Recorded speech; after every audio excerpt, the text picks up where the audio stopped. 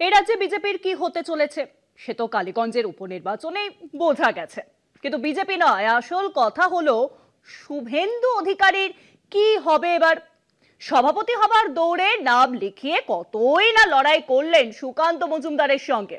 মমতার বিরুদ্ধে চিৎকার করে গলা বসিয়ে ফেললেন কতবার। কিন্তু সবই কি এখন একেবারে বিস্বাও জলে? তাই তো হতে পারে, কেননা সূত্রের খবর তাই বলছে। সূত্র মারফত জানা যাচ্ছে বিজেপির রাজ্য সভাপতির দৌড়ে এগিয়ে শ্রমিক ভট্টাচার্য।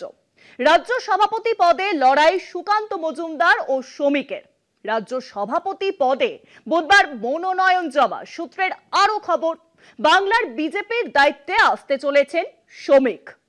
তাহলে শুভেন্দু কি করবেন? শেষমেশ যা জানা গেছে, সুকান্তর উপর বদলা নিতে শ্রমিকের কাছাকাছি ঘেঁষছেন কাঠির খোকাবাবু।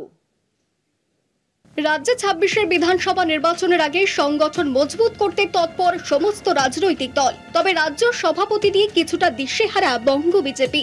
রাজ্য সভাপতির পদের লড়াইয়ে রয়েছেন সুকান্ত মজুমদার ও শ্রমিক ভট্টাচার্য। সূত্রের খবর, বড় কোনো অঘটন না ঘটলে রাজ্য সভাপতির ব্যাটন হাতে নেবেন বিজেপির সাংসদ শ্রমিক ভট্টাচার্য। রাজনৈতিক বিশ্লেষকদের মতে রাজ্যে বিধানসভা নির্বাচনের বাকি আর ৯ থেকে ১০ মাস। যদি এই অল্প সময়ের মধ্যে নতুন করে কাউকে সভাপতি করতে না চায় দল, তবে সেক্ষেত্রে সুকান্ত মজুমদার সভাপতি থেকে যেতে পারেন নির্বাচন না হওয়া পর্যন্ত। কিন্তু নতুন মুখ আনতে চাইলে শ্রমিককেই রাজ্য সভাপতি হিসেবে বেছে নেবে কেন্দ্রীয় বিজেপি নেতৃত্ব। ২রা জুলাই বেছে নেওয়ার প্রক্রিয়া, ওই দিন মনোনয়ন জমা এবং প্রত্যাহার। ৩রা জুলাই নির্বাচন ও নাম ঘোষণা। অন্যদিকে রাজ্যের বিরোধী দলনেতা শুভেন্দু অধিকারী রাজ্য সভাপতি হিসেবে যাদের চেয়েছিলেন তাদের খুব একটা গুরুত্ব দেয়নি কেন্দ্রীয় নেতৃত্ব।